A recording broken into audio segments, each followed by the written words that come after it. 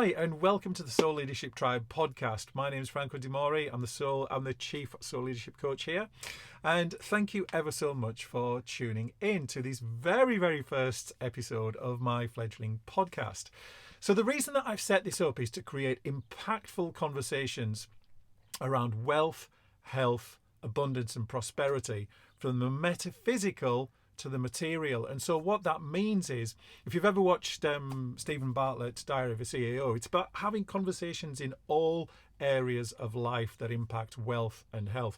Now, wealth is very often interpreted as meaning just money, but it's so much more than that, because we've got physical wealth, emotional wealth, spiritual wealth, mental wealth, relationship wealth, family wealth, and of course financial wealth as well. So it's an all-encompassing thing. And what I want to do with this podcast is bring together some really super interesting and intriguing conversations that you'll be able to listen to, take away, and actually implement stuff in the real world, in your life, in your business, to actually make things better. So I personally work with entrepreneurs, coaches and senior leaders who are doing 6 figures plus or aspire to be, and are really ambitious and spiritually curious at the same time, want to make an even bigger impact in the world, but are secretly struggling with imposter syndrome, overwhelm, anxiety, comparison paralysis, self-doubt, and so on, and don't know how to solve that. Again, they've watched someone like Steve Bartlett and he's talked about mindfulness, but they don't know how to apply that in the real world in terms of their life and their business as well. And I want to make the point as well about the money side of it. When I say 6 figure plus, it's less to do with the actual money and much more to do with the mindset shift that has to occur to take you from being employed or from starting out up to that level. Because trust me, having been on that and continuing on that journey myself, it takes so much inner work and so much stripping back of who we thought we were to get to the core essence of our infinite love and wisdom, from which flows our unique and innate talents and abilities that help us to get stuff done in the world and create a dream life and a dream business. So, who am I to share all this with you? Well, I've actually been doing this all of my life. From the earliest age, I seemed to be a natural confidant for people. I was very close to my mum. She'd always come to me for advice, even from the earliest age. It used to confuse me sometimes. I'm like, "Hey, you're my mum? Why are you asking me all this?" But looking back on it, I mean, what an honour to be in that position. And then when I went through school, friends always used to come to me for advice. And I was known as the guy who could keep secrets and who was great at helping you solve a problem. And then fast forward into my career, I started with a tech startup in my early mid-20s when I just finished university, because I'd always wanted to be an airline pilot, got some bad careers advice, and then decided, well, you know what the next best thing is? I'm going to be a multimillionaire. So I started off at a tech startup, which was a real baptism of fire, because the sales director, who's the majority shareholder, we used to only semi-jokingly say that just for fun at the weekends, he was the despot of a third world country. But my goodness, if you ever watch the film Boiler Room, you'll understand what I mean.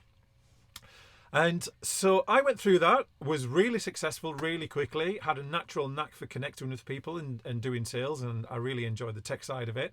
Then went on to be, very quickly went on to be a team leader, a sales manager, and went on to start my own tech company with a good friend of mine, which we did very well for a while.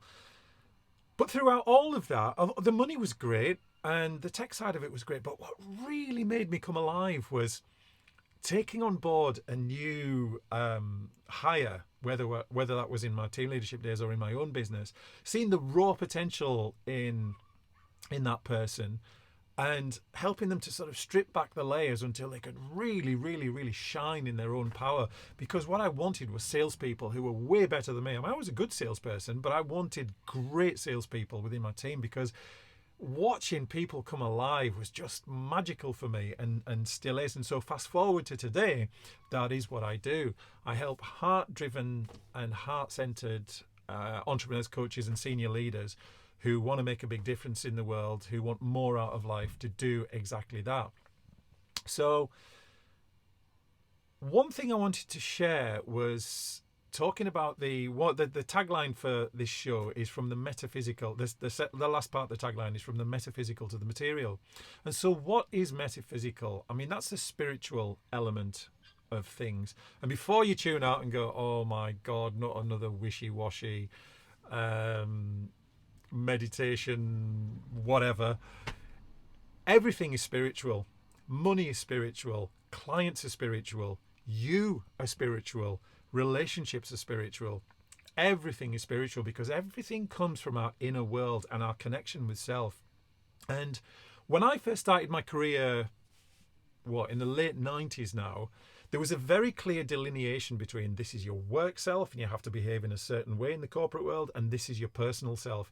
And thanks to a huge shift in the zeitgeist in the last 2 and a bit decades, and to some great business podcasts out there that show the power and the importance of self-connection and how that projects out into productivity, success and enjoyment.